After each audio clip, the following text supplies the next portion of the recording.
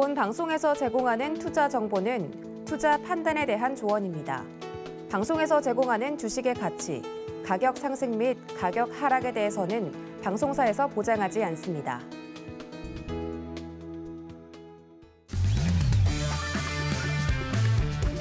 안녕하세요. 해외 시장 소식을 가장 빠르게 만나보는 시간, 해외 선물 신세계 리턴즈의 손자희입니다.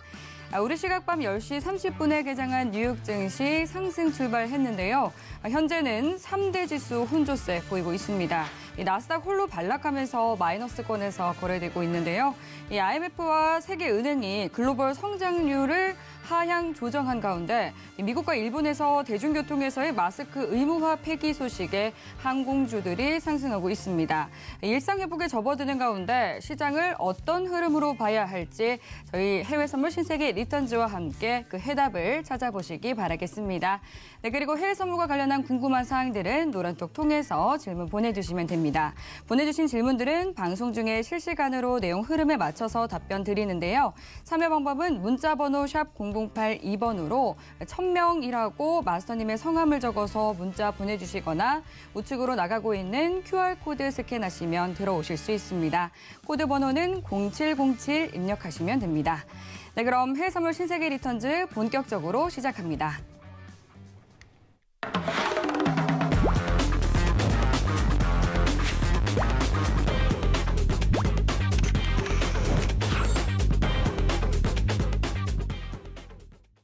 네, 오늘은 1000명 마스터님과 함께합니다. 반갑습니다. 맞습니다. 네, 반갑습니다. 오늘 처음으로 또 단독 출연하시네요. 네, 시청자분들께 인사 한 말씀 부탁드릴게요. 네. 자, 안녕하십니까. 1000명입니다. 한 주 만에 또 다시 찾아뵙겠습니다. 지난주 어떻게 성공적인 매매들을 하셨는지 몹시 궁금합니다. 자, 만약에 성공적인 매매가 안 되셨다면 오늘 이제 1000명과 함께 경제 공부도 좀 하시고 또 머리를 맞대고 우리 오늘 이번 주 이제 이틀 남았죠. 이틀 남았는데 성공적인 투자 전략 한번 만들어 보십시오. 자, 오늘 남은 1시간 동안 최선을 다해서 한번 해보겠습니다. 잠시 후에 뵙겠습니다. 감사합니다. 네, 혼란스러운 시장이지만 또 든든한 마스터님과 함께라면 그 시장 흐름 명확하게 잘 잡아가실 수 있습니다.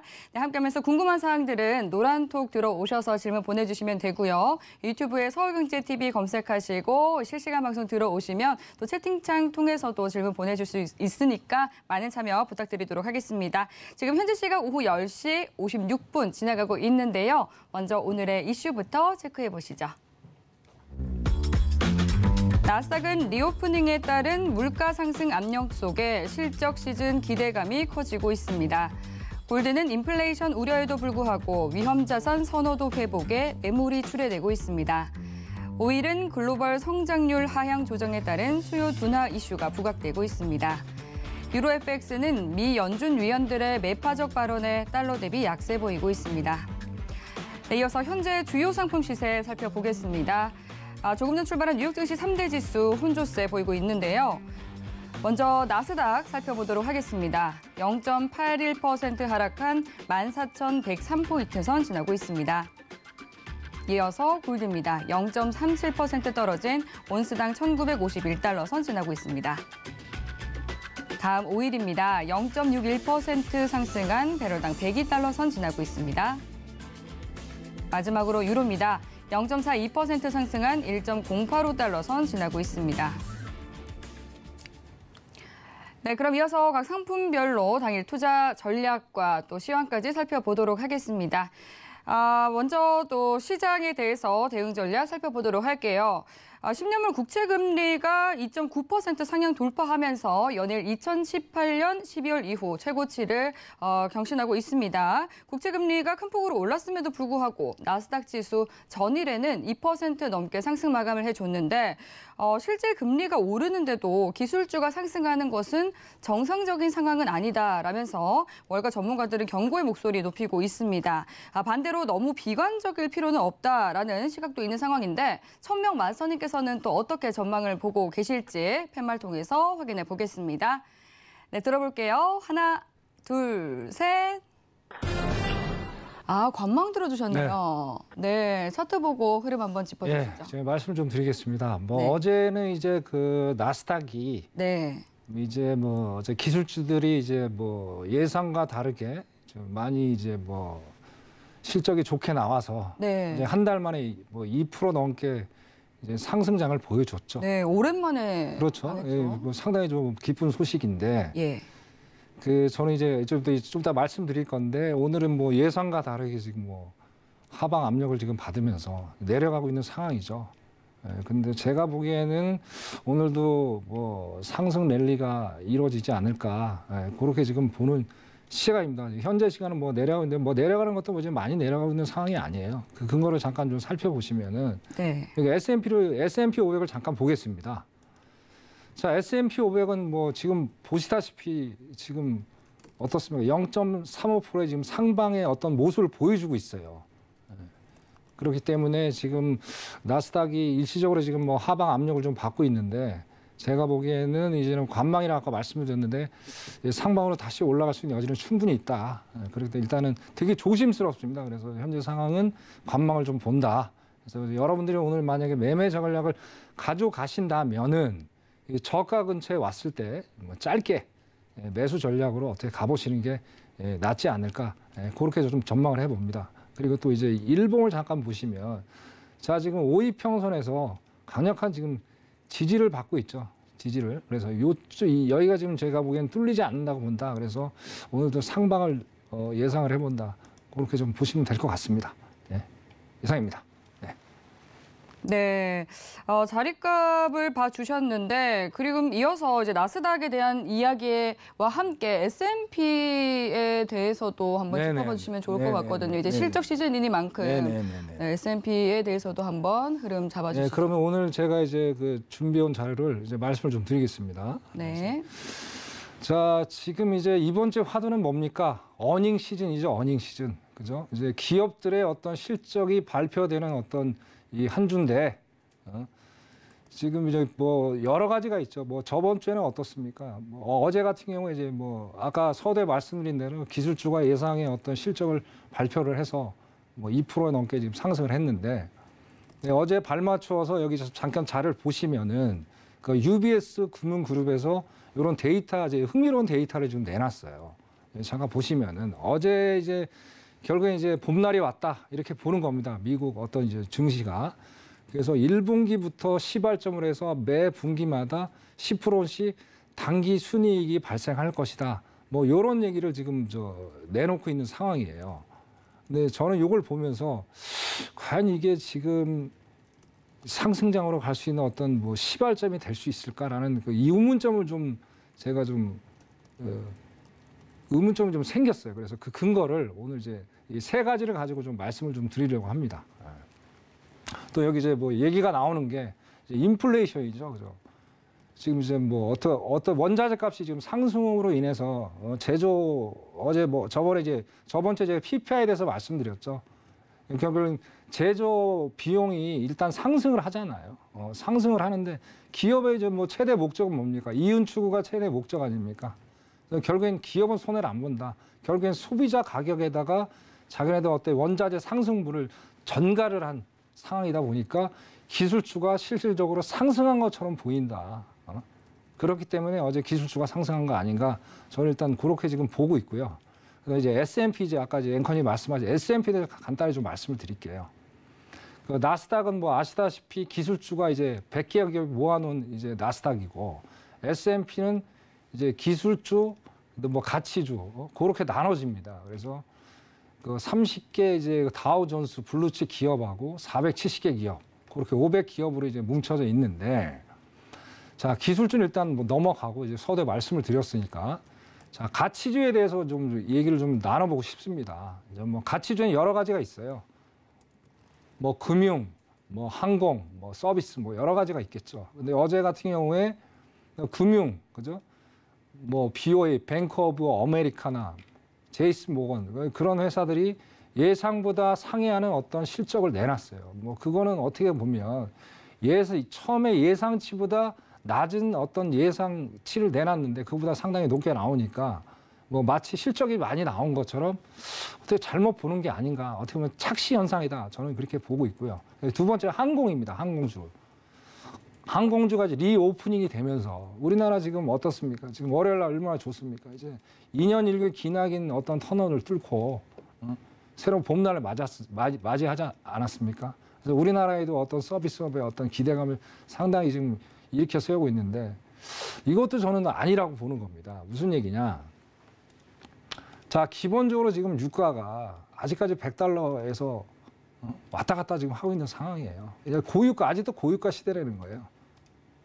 자, 그러면 지금 인플레이션도 지금 물가가 상승하고 있고 고유가 시대인데 자, 서민들의 지갑이 일단 얇아질 수밖에 없는 거예요. 예? 자, 기본적으로 이제 뭐 야채, 채소값은 뭐 우리나라에서 자급 조달이 되니까 거기다 일단 거두절미 하더라도 자, 공산품에 대해서 문제가 지금 제일 심각한 거예요. 공산품이. 그러다 보니까 어떻습니까? 지갑이 얇아지다 보니까 월급은 뻔한 거 아니에요. 그럼 뭐 예를 들어서 어디 가서 뭘 사기도 좀 조심스럽고 지금 상황이 그렇다는 얘기예요. 그런 상황에서 어떻게 뭐 비행기를 타고 여행을 간다? 자, 그 여행을 갈 수 있는 몇이나 될까요? 과연 지금. 전체적인 거를 보고 나서 어떤 리오프닝에 대한 기대감을 가져야 되지. 이 단편적인 어떤 항공이 뭐 여행을 많이 갈 것이다. 이 단편적인 것만 보고 이 판단을 하기에는 좀 이게 섣부른 판단이 아닌가. 예, 그런 것 때문에 아직은 리오프닝이 긍정적인 어떤 신호는 아니다. 저는 그렇게 지금 보고 있습니다. 그래서 결론적으로 말씀을 드리면 이 기본적으로 1994년에도 그랬어요. 이 단기 랠리가 왔어요. 단기 랠리가 뭐 몇 개월 정도 지속되다가 결국에 경기 침체가 오는. 물론 그때하고 지금은 이제 환경이 다릅니다.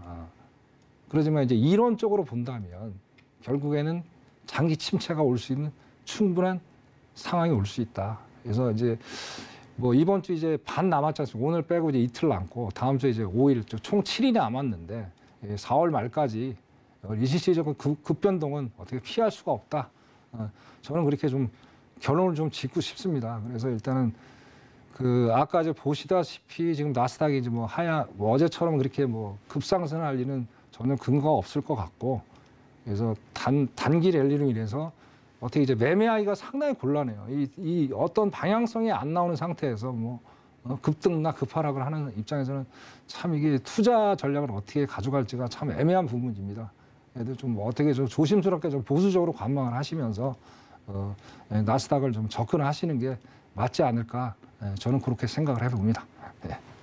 자, 그런데 다음 한번 넘어가 보겠습니다. 네.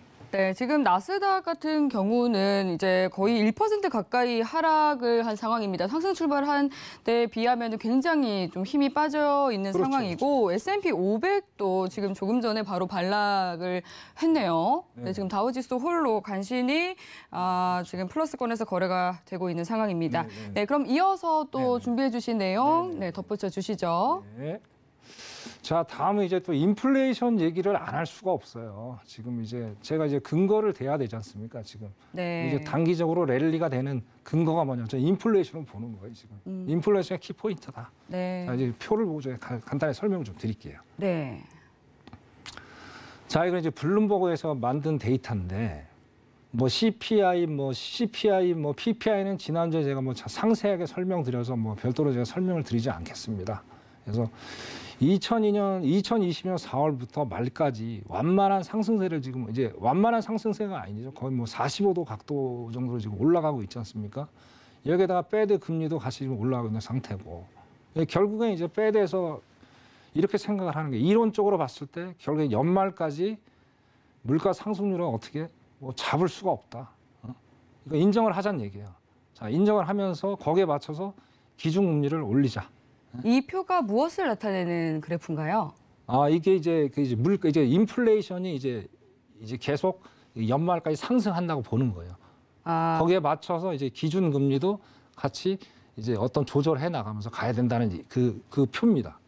기대값인가요? 그렇죠. 예. 그러니까 이론적인 기대값이죠. 이론적인. 네. 그래서 여기 보시면은 경우 2022년까지는 계속 그렇게 가고 여기 보시면 2020 이거 제가 이제 하다가 이게 들어와 있는데 네. 2023년 한 2분기, 3분기 때 되면 이제 완만한 하락세로 갈 것이다. 이것도 뭐 이제 뭐 급격한 하락세도 아니고 완만한 하락세.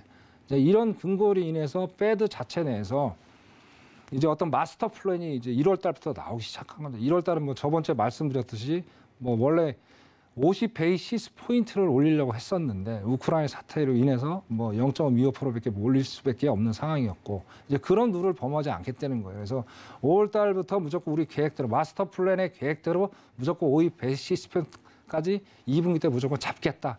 이제 그런 전략이 좀 내포돼 있는 거예요. 근데 이게 딜레마, 연준의 딜레마가 뭐냐면은 자, 1월 달 같은 어떤 상황이 또 안 벌어질 수 없다고 단정할 수 없다는 거예요. 만약 예를 들어서 자, 이렇게 이론적으로 자, 45도 각도로 지금 물가가 상승했다는 전제점까지 놓고 봤을 때 갑자기 이제 뭐 하방이 뭐 예상치 못한 하방 압력을 받았다고 치자고요. 근데 연준의 입장은 어떻습니까? 이런 이론적 근거에서 올려도 어떤 합리화, 정당성이 이제 부여가 되는 건데 인플레이션이 갑작스럽게 하방 압력을 받아버리면은 그때는 이제 대중들한테 할 말이 없는 거예요. 야, 지금 인플레이션이 꺾이고 있는데 이 상황에서 이 금리를 이렇게 올린다는 게 이게 말이 되느냐. 이런 것 때문에 페드의 그 파월이 이런 것 때문에 상당히 지금 곤란을 겪고 있지 않을까. 이론하고 현실은 다르지 않습니까? 그렇기 때문에 그런 것 때문에 이제 뭐 문제가 또 되는 것 같고 또 이제 또 있습니다. 이제 5월 달에 올리는 목적은 여러 가지가 있겠지만 저는 또 이렇게 봅니다. 자, 11월에 뭡니까? 미국 대통령 중간 선거가 있죠. 그럼 5월 달에 일단 50 베이시스 포인트를 올리고 나서 그 효과가 바로 나타나는 건 아니잖아요. 그죠? 적어도 2, 3개월의 어떤 그 상황들을 보면 모니터링을 하겠죠. 그죠? 그 모니터링에서 예를 들어서 결과가 좋게 나왔어요. 그럼 결과가 좋게 나왔으면 어떻습니까? 바이든한테 유리한 쪽이 되는 거고 역으로 안 좋은 결과가 나오면은 바이든한테 유리한 쪽이 안 되겠죠. 그래서 이게 지금 정치하고 경제가 좀 엮여 있다는 그런 복잡한 지금 관계가 있다는 거예요. 자, 그다음에 이제 제가 이제 블룸버그 통신 기사를 이제 매일 보는데 여기서 이제 장기 인플레이션, 뭐 공포스러운 인플레이션이라는 얘기가 많이 나옵니다. 뭐 일부 이제 전문가들이나 그다음에 이제 제시 모건에서 뭐 이구동성으로 저하고 이제 동일한 생각들을 하고 있는데 그 내용이 뭐냐면은 자, 지금 연료 뭐 식량 공급망 차질로 인해서 장기 인플레이션이 오고 있다. 다시 말씀드리면 공포스러운 지금 인플레이션이 지금 와 있다. 현재 위치가. 그렇기 때문에 5월 달에 이제 50 베이시스 포인트까지 올리는 확정을 발표하기 전 4월에 미안하지만 좀 기다렸다가 4월 달에 차익 실현을 해라. 뭐 그런 얘기들이 지금 나오고 있어요. 정황상 그 얘기가 상당히 지금 설득력이 있고 일리가 있는 얘기가 아니냐. 저는 그렇게 지금 받아들이고 있습니다. 이렇기 때문에 뭐 아까 이제 일맥상통가 이어지는 겁니다. 기업 실적이 현재는 좀 부풀려 있지 않느냐. 다시 말씀드리면은 자, 1분기가 뭡니까? 1월 달, 2월 달, 3월 달이 1분기잖아요. 그죠? 근데 1월 달, 2월 달까지만 해도 어떻게 뭐 원유라든지 원자재에 대한 뭐 수급에 대한 이슈가 그렇게 대두되지가 않았어요. 근데 우크라이나 전쟁 딱 터지고 나서 그때 2월 24일인가 아마 그럴 건데 정확한 날짜가 지금 기억이 안 나는데 자, 그때부터 어떻습니까? 뭐 우리가 여태까지 처음 봤던 간만에 봤던 130달러까지 올라갔죠. 유가가. 원자재 폭등했고 자, 결국엔 3분의 1이 반영이 안 된 거예요. 지금 여기 기업들한테 실적이. 그렇기 때문에 저는 이거는 어떤 착시 현상이 아니지 착각 아니냐. 저는 개인적으로 그렇게 봅니다. 정말 그렇죠. 실질적으로 2분기 때 어떤 이런 결과가 뭐 더 좋은 호재가 안 나온다면 2분기 때는 더 최악의 상황이 될 수도 있다. 그래서 일단 4월 달에는 이 착시 효과로 인해서 단기적인 랠리는 발생을 할 수 있겠구나. 인플레이 영향 때문에 이거는 쉽지 않은 얘기다. 저는 그렇게 좀 말씀을 드리고 싶습니다. 네. 자, 그다음에 네. 이제 네. 이제 미증시에 대해서 좀 짚어주셨습니다. 그럼 이어서 또 준비해 주신 내용이 있으신 것 같은데 그 내용을 보기 전에 네네. 지금 질문이 들어온 게 있어서 네네. 하나 더 보고 가면 좋을 것 같거든요. 네네. 9327님께서 경기 둔화 우려가 큰데 올해 안에 기준금리 3.5% 가능한가요? 라고 물어봐 주셨습니다. 지금 10년물 국채금리, 미국의 10년물 국채금리 같은 경우도 3% 가시권에 들어선 상황이기도 하거든요. 이 질문에 대해서 어떻게 답변 드릴 수 있을까요? 물론 가능하죠. 물론 충분히 가능하다. 네. 그 아까 제가 CPI 그 지수를 보시면 이해가 빠를 거예요. 어차피 올라갈 수밖에 없는 상황. 이거는 뭐 불가항력이에요. 아까 말씀 그 페드가 벌써 마스터 플랜을 다 확정을 졌기 때문에 이제 1월 달 같은 실수는 더 이상 하지 않겠다. 미리 선 반영을 하겠다. 선제 대응을 하고 나서 차후에 시간을 보는 게 얘네들한테 리스크가 어느 정도 해소가 된다는 얘기죠. 그때 3.5%까지는 충분히 올라갈 수 있다. 그럼 결국 기준금리 이상으로 올라가는 거죠. 그죠? 그래서 이거는 충분히 올라갈 수 있다. 저는 그렇게 봅니다. 그게 이제 경기 운하의 두려움의 가장 큰 요인이 되겠죠. 네, 그럼 여기까지 또 질문에 대한 답변 만나봤습니다. 3.5%까지 충분히 가능하다 이렇게 봐주셨습니다. 네, 그럼 이어서 또 국제 유가에 대한 당일 투자 전략도 알아보도록 하겠습니다. 국제 유가 오늘은 또 어떻게 봐주실지 궁금해지는데 지금 국제 유가가 오늘은 좀 반등을 하고 있는 모습입니다. WTI 102달러 선 부근에서 거래되고 있고 브렌트유 같은 경우는 107달러 선까지 올라서 있는 상황인데요. 오늘 어떤 투자 대응 전략 세워주실까요? 팻말 들어보도록 하겠습니다. 하나, 둘, 셋.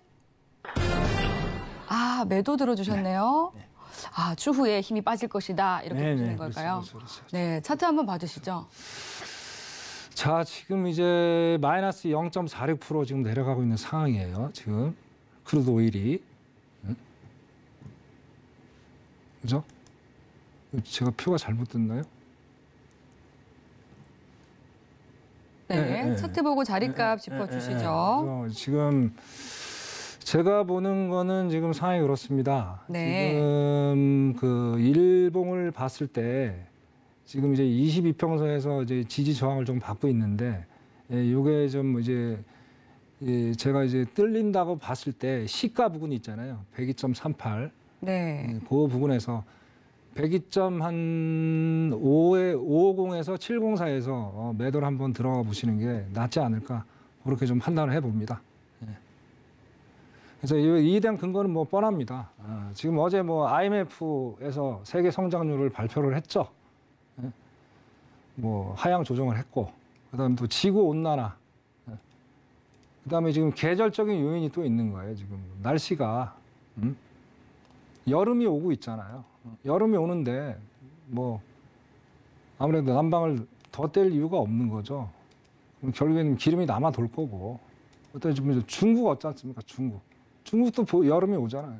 중국도 지금 봉쇄 조치 이루어지고 봉쇄 뭐 아까 뭐 리오프닝 여행 얘기하는데 자 중국의 봉쇄가 이렇게 심한데 그 많은 인구들이 여행을 가기가 쉽겠습니까?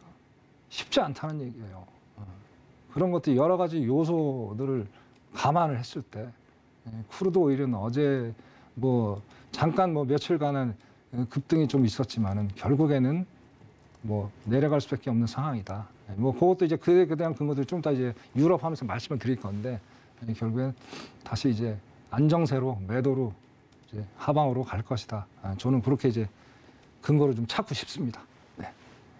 네, 이제 전 거래일 같은 경우는 국제 유가가 이제 세계 성장 둔화 우려 그리고 달러화 강세에 굉장히 큰 폭으로 떨어졌었죠. 5% 넘게 하락을 했었는데 오늘도 역시나 조금 힘은 약한 모습입니다. 네, 그럼 노란톡으로 들어온 국제 유가와 관련한 질문 만나보도록 하겠습니다. 상디님께서 천명님 저번 주 방송에서 유가 5월이 중요하다 이렇게 말씀해 주셨는데 어떤 부분에서 그런지 궁금합니다. 이렇게 보내주셨네요. 네네. 그 지난주에 제가 지지난주죠. 지지난주에 제가 첫 방송을 했을 때 네. 유가를 이제 말씀을 드린 그 방송을 보신 것 같아요. 감사합니다. 그래서 보셔가지고. 근데 그때 이제 말씀을 드렸는데 이제 자세히 뭐 이제 못 들으시는 제가 목소리가 작아서 그런 것도 있을 테지만은 자, 이 이유는 뭐 이제 여러 가지가 있는데 첫 번째로 저건 비축유 방출입니다. 바이든이 선언을 했죠. 5월 달에 이제 하겠다. 예, 그런 게 이제 긍정적인 시그널로 지금 말씀을 드리는 거고요. 두 번째는 이제 뭐 지금 제가 이제 블룸버그 통신에서 엊그저께 본 자료인데 미국에 이제 되게 굴지에 있는 그 원유 그룹이 있어요. 그 그룹이 지금 멕시코 쪽에서 예상보다 빠르게 지금 원유 채취를 지금 하고 있답니다. 지금 상황. 그래서 하루에 한 6만 배럴 정도 이제 뭐 작게 여기저기 좀 산발적으로 일단은 원유를 많이 지금 캐고 있는 상황이에요. 근데 아까도 요 상황은 또 이제 근거를 또 이제 좀 이따 유럽 하면서 말씀을 드릴 거예요. 그래서 여러 가지 그런 요인들 때문에. 그 다음에 또 이제 아시다시피 오펙 뭐 3만 배럴 증상 어떻게든 뭐 조금이라도 보탬이 되는 거 아닙니까? 그리고 아까도 말씀드렸듯이 계절적인 요인 뭐 그런 것들 때문에 이제 5월 달이 중요하다. 어떤 턴 포인트가 되는 거죠. 일단 하락으로 완전히 어떤 확정을 지면서 내려갈 수 있는 어떤 그런 시발점이 될 것이다. 그래서 제가 5월 달이 중요하다. 물론 유가만 중요한 게 아니겠죠. 뭐 여러 가지 중요한 달이다. 그래서 그런 부분에서 제가 말씀을 드린 것 같습니다. 네. 네. 이제 계절적인 요인에 의해서 좀 그런 하락이 나올 것이다. 이렇게 봐주셨습니다. 네, 그럼 이어서 유로에 대해서 또 당일의 대응 전략도 알아보도록 하겠습니다. 계속해서 강달러 기조가 이어지면서 유로 약세 이어지고 있는 상황인데요. 오늘 투자 전략 어떻게 세워주실까요? 팻말 들어보도록 하겠습니다. 하나, 둘, 셋. 역시나 매도 들어주셨네요. 네, 흐름 한번 짚어주시죠. 네. 유로는 제가 이제 오늘 준비한 자료 가지고 말씀을 드릴게요. 네, 좋습니다. 그거 말씀 좀 드리는 게 더 이해가 빠르실 것 같습니다. 네. 자, 제목이 좀 거창하죠. 진퇴양난의 유럽, 그죠? 상당히 지금 유럽이 뭐 여러 가지로 뭐 힘든 상황입니다. 그래서 왜 이렇게 돼서 지금 유럽이 제가 매도로 이제 들 수밖에 없는 근거를 여기서 좀 찾아보도록 하겠습니다. 네. 자, 이걸 이제 말씀을 드리기 전에 이제 그린 텍스노미라는 얘기를 이제 여러분들 들어보신 분도 계시고 안 들어보신 분도 계실 거예요. 이제 그린 텍스노미가 뭐 어렵게 생각할 거면 간단하게 얘기해서 이제 친환경에 대한 리스트업을 시켜놓은 어떤 문서다. 뭐 그런 식으로 개념을 생각을 하시면 돼요. 근데 처음에 이제 그린 텍스노미가 만들어질 때 이제 원자력이나 이제 천연가스는 포함이 안 됐었어요. 근데 어느 순간 갑자기 이제 원자력하고 이제 천연가스가 포함이 되는 바람에 이제 유럽이 이제 어떤 힘을 실는 탈러시아를 어떤 힘을 싣는 이제 어떤 시발점이 됐다. 결론은 그겁니다. 이번에 우크라이나 사태로 인해서 유럽이 상당히 어렵죠. 뭐 거의 많은 양의 천연가스, 석유 같은 거를 러시아가 의존하고 있다 보니까 상당히 부담이 가는 거죠. 그래서 이참에 잘 됐다. 러시아 의존도를 한번 줄여보자. 그래서 탈 원조. 원전 한번 해보자. 이제 가속화가 지금 붙고 있어요. 그래서 일단 동유럽, 서유럽으로 나눠서 좀 말씀을 드려볼게요, 제가. 자, 동유럽에 이제 제일 먼저 얘기가 나온 게 폴란드입니다. 폴란드. 이 폴란드 쪽에서 거기 이제 동유럽은 이제 원전이 없는 데가 나라들이 상당히 많아요. 아무래도 바닷가가 좀 멀리 있다 보니까. 그래서 폴란드 쪽에서 일단 원전을 한번 만들어 보자. 그래서 상당히 이제 시발점이 돼서 뭐 라투비아라든지 그 나라하고 지금 뭐 상당히 이제 긴밀하게 지금 협의가 되고 있는 상황이라고 지금 합니다. 거기에다 이제 슬로베니아 있죠, 슬로베니아. 슬로베니아가 얘기를 들어보니까 지금 거기는 원전이 이제 3분의 1은 원자력으로 지금 가동을 하고 있고 나머지는 뭐 석탄으로 지금 가동을 하고 있다는데 자, 이참에 잘 됐다. 어차피 뭐 친환경이니 지금 뭐 석탄 금수 조치가 발표가 됐지 않습니까? 자, 이참에 그냥 전부 다 그냥 원자력으로 다 교체를 하자. 동유럽에 그런 지금 바람이 불고 있어요. 그래서 뭐 조만간에 뭐 동유럽 12개 국가가 모여서 업무 협약을 한다는 뭐 그런 얘기가 있습니다. 그리고 또 이제 서유럽 쪽으로 가보면은 서유럽에 이제 영국이 참 웃긴 나라예요. 뭐냐면 이제 이 원자력 자체가 좀 위험하잖아요. 우리 후쿠시마 원전 그 사태. 이 환경 오염이 상당히 지금까지도 그런 여파가 좀 이루어져 있는 상황이고, 그죠? 그래서 탈원전에 대해서 상당히 이제 얘기를 많이 했던 사람인데 지금 갑자기 또 급선을 했어요. 급선을 하면서 뭐 오히려 이 원전을 이제 어떻게 증설을 하자, 뭐 16%에서 뭐 25%까지인가 이렇게 올린다는 지금 그런 얘기가 지금 나와 있는 상태예요. 거기다 이제 벨기에 같은 경우에는 이제 원전을 2025년까지 다 폐기를 하겠다는 얘기를 했었어요. 근데 이제 일단은 또 급선을 하면서 일단 2개라도 일단 수명을 연장해서 가동을 해보자. 이런 것들이 지금 이제 유럽이 탈러시아를 하려고 하는 그런 액션을 취하고 있는 거예요. 근데 이제 의도는 참 좋아요. 의도는 좋은데 중요한 거는 뭐냐면은 러시아가 농축 우라늄 있잖아요. 그거를 전 세계 40%를 생산하고 있다는 게 또 가장 큰 문제예요. 탈러시아를 못 하는 거예요, 상황이. 미국 자체도 지금 어떻습니까? 러시아에서 지금 농축 우라늄 수입하는 지금 상황이에요. 그러니까 이러지도 못하고 저러지도 못하는 어떤 진퇴양난에 빠져 있다. 이와 더불어 또 말씀드리고 싶은 게 뭐냐면은, 자, 지금 팬데믹이 오기 전까지만 해도 어떻습니까? 유럽을 관광으로 먹고 사는 나라 아닙니까? 그러다 보니까 상당히 여유가 있었죠, 사람들이. 근데 이제 팬데믹이 딱 터지고 나서부터 어떻습니까? 외국인들이 올 수가 없죠. 근데 경제적으로 상당히 위치가 안 좋아질 수밖에 없는 거예요. 거기다가 이번에 우크라이나 사태까지 터진 거 아닙니까? 근데 막상 이런 사태가 터져 보니까 유럽이 어떻게 혼자서 어떻게 할 수 있는 그런 자생력이 없는 거예요, 사람들이. 너무 나태해졌다고 저는 개인적으로 생각을 하는 거예요. 그러다 보니까 이제 미국한테 계속 어떤 원조를 지금 구하게 되는 상황이고. 그 덕에 어떻습니까, 지금. 미국은 천연가스, 석유까지도 지금은 아니지만 차후에 어떤 납품을 할 수 없던 교두볼도 확충을 지금 한 거예요. 그러다 보니까 이제 벌거 수위가 된 거예요, 유럽이. 아, 유럽의 실체가 지금 이렇구나. 상당히 지금 경제가 안 좋은 거예요. 이런 원인 때문에 유로화가 지금 내려가고 있는 상황이에요. 어부지리로 어부지리로 말입니까? 달러가 이제 상승을 하는 그런 효과를 지금 연출하고 있는 거예요. 그래서 유로화가 이제 아까 매도로 가는 거는 이런 상황들 때문에 달러가 상승의 견인의 역할을 했다. 예, 그렇게 좀 제가 말씀을 드릴 수 있을 것 같습니다. 예. 네, 유로에 대해서 또 살펴봐 주셨습니다. 노란톡으로 들어온 질문이 있어서 만나보도록 하겠습니다. 노란톡으로 들어온 유로와 관련한 질문은 지금 없다고 하는데요. 지금 국내 증시와 관련한 내용을 준비해 주셨다고 하는데 네네. 국내 증시와 관련한 내용 어떤 내용 준비해 주셨을까요? 네, 좀 간단하게 이것도 이제 간단하게 좀 설명을 좀 드리겠습니다. 네, 국내 증시 같은 경우는 지금 최근에 이 외국인 투자자들의 비중이 2009년 글로벌 금융 위기 이후로 최저치까지 떨어졌다라고 네네. 하더라고요. 네네. 그렇죠. 네. 예, 거기에 대해서도 또 설명을 좀 드릴 시간을 주셨군요. 네. 자료를 오늘 또 준비를 좀 했습니다. 네, 부탁드리겠습니다. 셀코리아 오랜만에 들어보는 말이죠. 그죠? 요즘에 셀코리아 상당히 지금 이슈가 되고 있는데.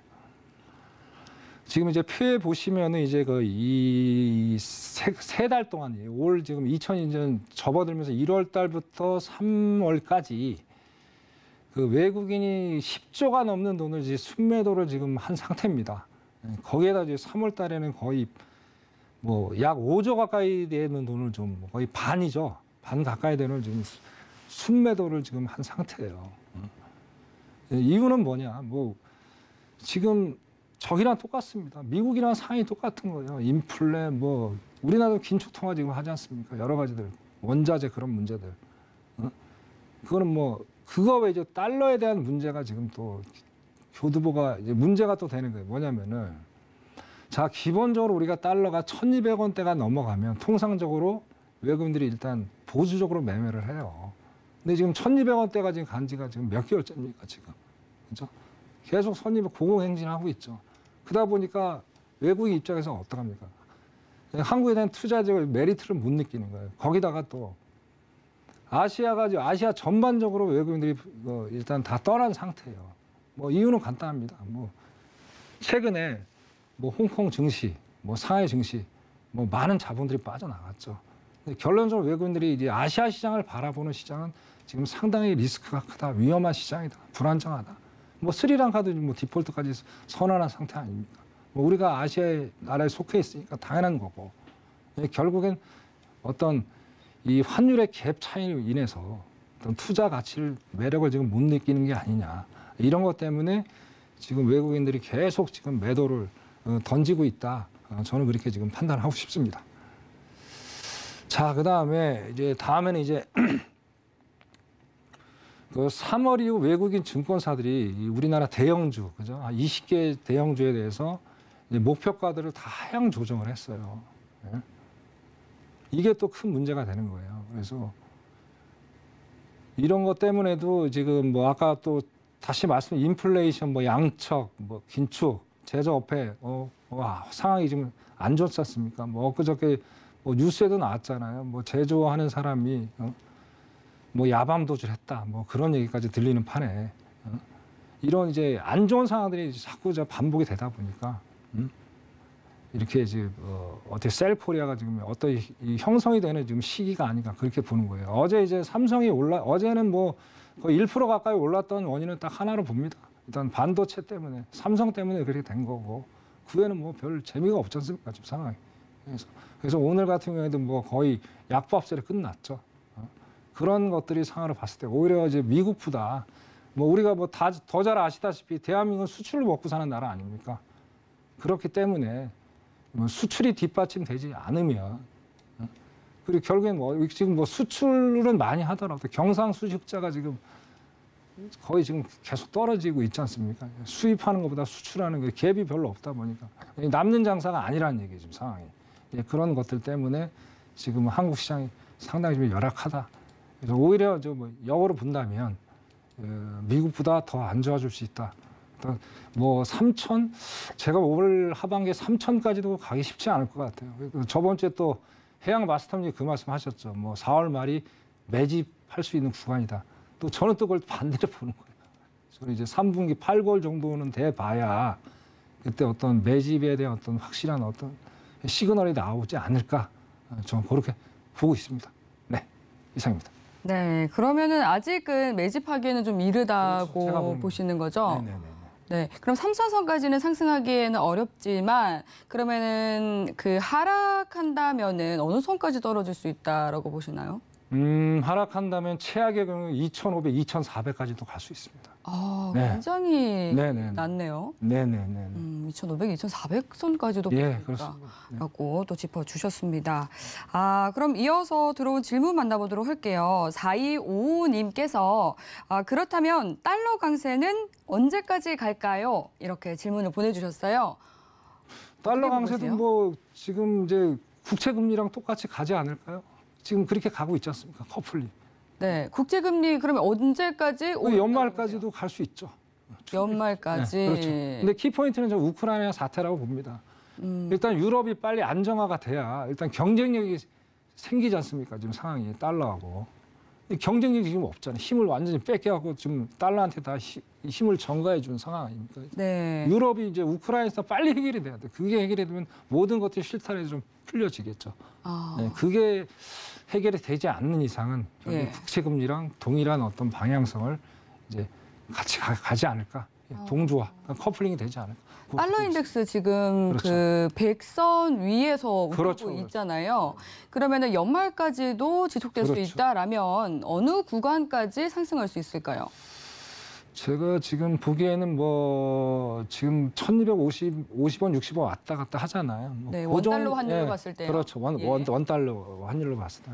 뭐 그 정도 선에서 뭐 최악 1,300원까지는 가기 쉽지 않을 것 같아요. 그러면 상당히 심각하기 때문에 네. 또 그 정도 선에서 왔다 갔다 1,250원에서 1,270원 그 정도 선에서 왔다 갔다 하지 않을까. 네, 1250. 상황이 상당히 안 좋습니다. 지금 상황이. 네. 당일에는 이제 1241원 선까지 그렇죠. 찍고 내려왔는데 1250원에서 70원 선까지는 네네. 상승할 수 있다라고 또 네, 모멘텀을 네네. 네, 봐주셨네요. 네, 그러면 이제 여기까지 살펴보고 이어서 골드에 대한 또 투자 전략도 세워보도록 하겠습니다. 골드도 지금 강달러 기조에 따라서 고점에서 호퇴를 했죠. 네, 골드에 대한 오늘 당일 스탠스는 좀 어떻게 세워주실지 팻말 통해서 확인해 보도록 하겠습니다. 네, 준비해 주시고요. 들어볼게요. 하나, 둘, 셋. 골드도 매도 네. 세워주셨네요. 차트 보고 설명해 주시죠. 이거는 뭐 차트로 설명할 필요가 없어요. 뭐 간단한 겁니다. 지금 뭐냐면 네, 그 정도로 확실하고. 네, 확실한 거죠. 네. 제가 금을 좋아합니다. 제가 이가 안 좋아서 금리빨이 몇 개 있어요. 네, 그래서 금 싫어하는 사람 없을 것 같은데요. 그렇습니다. 그래서 뭐 간단한 겁니다. 이제 어제 이제 그 나스닥이 일시적으로 이제 상승을 했죠. 실적 기대감에. 네, 그럼 결국엔 어떻습니까? 금은 안전자산이잖아요. 그렇죠. 그러면 일단은 이제 세력가들 이제 좀 메이저들이 일조 재미로 보려고 어디로 가겠습니까? 주식으로 가겠죠. 그래서 네. 그 일부의 자금이 빠져나갔으니까 당연히 금이 내려갈 수밖에 없는 거죠. 그죠? 그리고 이제 그 이제 맛을 들여서 아 이거 재미없어. 그럼 어떻게 합니까? 다시 금으로 오겠죠. 네. 네, 그 이제 이게 이제 어닝 시즌 동안은 당분간은 금이 하락세로 가지 않을까 저는 그렇게 논리적으로 좀 설명을 해보고 싶습니다. 그래서 이건 뭐 차트 뭘 볼 필요도 없습니다. 그렇게 보고 싶습니다. 네. 굳이 이제 뭐 진입을 하시겠다면은 예. 말씀을 좀 드려야 되잖아요. 그죠? 그렇죠. 자리값 한번 짚어주시죠. 자, 자리값을 짚어드리자면, 네. 난 그 지금 이제 고점이 이제 1957.6이잖아요, 그죠? 1955 정도까지 올라오면 그쪽 그 정도에서 한 매도를 또 이것도 짧게 좀 가져가시는 게 제가 보는 거는 바람직하지 않을까 그렇게 좀 보고 있습니다. 네, 이상입니다. 네. 골드는 이제 안전자산으로 좀 여겨지기 때문에 위험자산인 이 주식시장과 또 함께 좀 상관관계로 보면 되겠다라고 말씀을 해주셨고, 지금 질문이 들어왔네요. 9324님께서 금의 거래량이 적은데 앞으로는 어떤가요? 이렇게 봐주셨어요. 이게 금이 원래 거래량이 많지가 않아요, 원래가. 원래가 많지가 않다 보니까 뭐 투자를 하시는 분들 보시면은 거의 횡보가 많아요. 그래서 갑자기 뭐 이렇게 뭐 장대 양봉이 나오고 장대 음봉이 나오고 그러는데 네. 방향성을 예측하기가 상당히 쉽지 않다. 그렇기 때문에 네. 앞으로 어떻게 가느냐 참 저도 이제 고민입니다.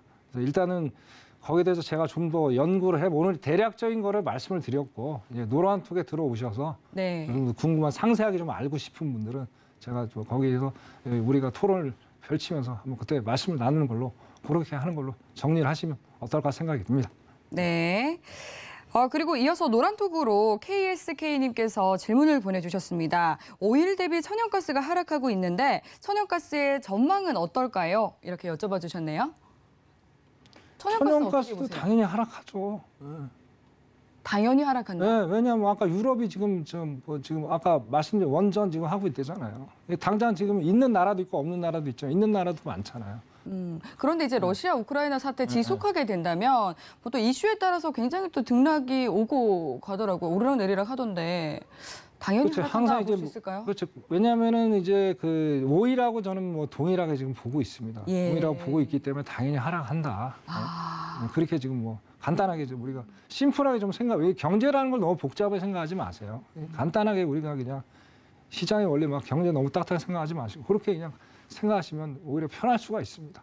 뭐 이리 생각하다 저리 생각하면 어차피 혼돈의 결과가 생기니까 그렇게 보시는 게 저는 맞을 거라고 봅니다. 네네. 네, 지금 굉장히 시장 상황은 복잡하지만 오히려 이럴 때일수록 좀 심플하게 접근을 하는 게 필요하다라고 말씀을 해주셨습니다. 이 천연가스 같은 경우는 오일과 또 같이 커플링을 해서 보면 되겠다 이렇게 말씀을 해주셨습니다. 네, 그럼 지금 또 이 미증시 같은 경우는 좀 약세 보여주고 있는데 조금 전에 또 S&P 500 지수는 또 플러스권으로 전환이 됐습니다. 나스닥 홀로 마이너스권에서 거래가 되고 있는 상황인데 나스닥 다시 한 번 더 보면서 좀 흐름 한 번 더 잡아주시면 좋을 것 같거든요. 네, 나스닥이 좀 고전하고 있네요. 지금 CNBC에서 분석한 그 기사에 따르면 좀 넷플릭스가 굉장히 좀 큰 폭의 하락이 나왔죠. 지금 30% 넘는 폭락이 나오면서 좀 그런 분위기가 좀 번진 게 아닌가 하는 또 분석도 있네요. 그렇죠. 그런 영향도 없지 않아 있는데 이제 뭐 오늘 또 이제 장 마감하고 나서 또 뭐 어떻습니까? 테슬라 대장주죠. 발표가 있지 않습니까? 네. 그러니까 지금 뭐 현재는 이제 테슬라가 뭐 실적이 좋을 거다고 생각을 하는데 그건 아까 서두에 말씀드린 동일한 얘기입니다. 일단 1월 달, 2월 달까지는 좋았겠죠. 3월 달은 분명히 이건 안 좋은 거예요. 근데 또 반영이 분명히 안 됐을 거란 얘기예요. 그 이유는 뭐? 원자재 수 지금 반도체 전 세계적으로 안 좋지 않습니까? 네, 원자재 가격 상승 때문에. 그렇죠. 그거 이제 반도체. 결국에 전기차는 반도체가 엄청나게 많이 들어가잖아요. 지금 IT 회사 같은 경우에는 더 심각하다고 그래요. 왜냐하면 이제 뭐 예를 들어서 뭐 미국에서 지금 뭐 장비 하나를 딜리버리를 하더라도 오더를 내려도 1년이 걸린대요. 좀 상황이. 그 뭐 자동차도 뭐 지금 우리나라 지금 제너시스 있잖아요. 제너시스 지금 전기차 오더 내면 1년 걸린다는 거예요. 네. 그럼 뭐 테슬라가 글로벌한 뭐 굴제 기업이라고 해서 그쪽만 먼저 우선순위에서 반도체를 주지를 않을 거잖아요. 그렇죠. 그렇기 때문에 일단은 뭐 어제처럼 똑같이 일시적인 상승이 있을지 몰라도 제가 보기에는 그렇게 전망은 밝지 않다. 그래서 지금 어떻게든 뭐 일단은 아까 말씀드린 랠리가 단기적 랠리는 분명히 존재는 할 거예요. 그러니까 오늘도 일단 상승장으로 충분히 갈 수 있는 여지가 있고 S&P 잠깐 제가 보면서 또 말씀 좀 드릴게요. 네, 좋습니다. 자, S&P 보십시오. 지금 72, 0.7이 올라가고 있죠, 지금. 어마어마하죠? 그죠? 자, 이게 이제 얘기를 해주는 거예요. 그렇기 때문에 나스닥도 지금은 이제 뭐 0.15에서 지금 왔다 갔다 하고 있는데 이것도 이제 뭐 시간이 지나면 결국 상승으로 마감을 할 거다. 예? 결국에 실적에 대한 기대감, 예? 그런 거에 작용을 해서 결국에 이제 계속 상승을 분명히 할 여지가 있다. 저는 그렇게 결론을 짓고 싶습니다. 근데 이제 오늘은 이제 모르겠어요. 이제 가치주하고 이제 기술주하고 이제 S&P가 포함되다 보니까 얘가 갭이 좀 오늘 많이 있네요. 기본적으로 이제 나스닥이 더 많이 올라가거든요. 근데 오늘은 좀 기이한 현상을 지금 보는데 이거 아까 이제 앵커님 말씀하신 대로 넷플릭스 영향이 여기 약간 잠재가 돼 있는 것 같아요. 상황이. 예, 그런 것 때문에 네. 나스닥이 이제 지지부진하게 뭐 S&P 500을 좀 못 쫓아오는 것 같습니다. 결과적으로 오늘은 이제 상방으로 갈 수밖에 없는 결론이다. 이 주변 정황상 그렇게 이제 정리를 한번 해보고 싶습니다. 네. 네, 이 넷플릭스가 37%나 폭락을 하면서 또 이런 좀 어두운 그림자가 시장에 번진 것 같습니다. 네, 그럼 어느덧 또 마칠 시간이 다 됐는데 마치기 앞서서 한 말씀 좀 챙겨주시죠. 네네. 자, 제가 지난주에 이제 그 4월의 포인트 전략을 말씀드렸어요. 뭐 CPI, PPI, 그다음에 기업 실적, 뭐 여실히 나타나고 있지 않습니까? 근데 시장은 뭐 숫자는 거짓말 안 합니다. 여러분 이제 항상 이 뉴스를 이제 항상 보시면서 시장을 파악하시면서 어떤 투자 전략을 짜야 되겠다. 단순하게 차트만 보고 투자를 하시게 되면 100% 낭패를 보게 돼 있습니다. 결국엔 이 차트 속에 시장의 어떤 추세, 그런 흐름이 다 녹아나는 시장이기 때문에 이 선과 후를 대바꾸시면 안 돼요. 선은 뭐냐? 세계 경제를 먼저 파악하신 거고, 그 다음에 어떤 차트를 보는 그런 어떤 순서를 가져가야지. 주객이 전도되는 매매를 하시면은 100점 100패다. 그렇게 봅니다. 자, 이제 아까도 말씀드렸듯이 이제 4월달도 이제 오늘 빼고 7일 남았습니다. 그죠? 상당히 이제 극심한 뭐 랠리가 예상이 되는데 상당히 어려운 시장이 될 거라고 저는 확신합니다. 그러나 어떡합니까? 그래도 우리는 또 정확한 투자 전략을 세워서 또 해야 되는 상황이지 않습니까? 그래서 뭐 다음 주에 제가 또 나오는데 다음 주에 또 상황을 보시면서 어떻게 또 좋은 전략 짜서 뭐 즐겁게 또 한 주를 마무리하시기를 간절히 바라겠습니다. 오늘은 여기까지 하겠습니다. 감사합니다. 네, 어려운 시장이지만 든든한 투자 이어가고 싶다 하시는 분들은 노란톡 들어오시면 되겠습니다. 샵 0082번으로 1000명이라고 또 문자 적어서 보내주시면 저희가 참여 가능한 링크 보내드리니까요. 많은 참여해 보시기 바라겠습니다. 참고로 본 방송에서 제공하는 정보는 투자 판단에 대한 조언일 뿐 해당 상품의 가치나 수익률을 보장하지 않습니다. 서울경제TV는 자본시장 통합법을 준수합니다. 1:1 투자 상담과 유사수신 행위 등 모든 불법사항을 엄중히 금지합니다. 네, 오늘 저희가 준비한 내용은 여기까지입니다. 시청해주신 여러분 고맙습니다.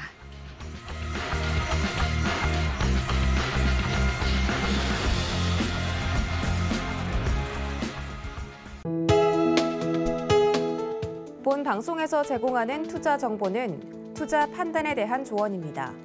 방송에서 제공하는 주식의 가치, 가격 상승 및 가격 하락에 대해서는 방송사에서 보장하지 않습니다.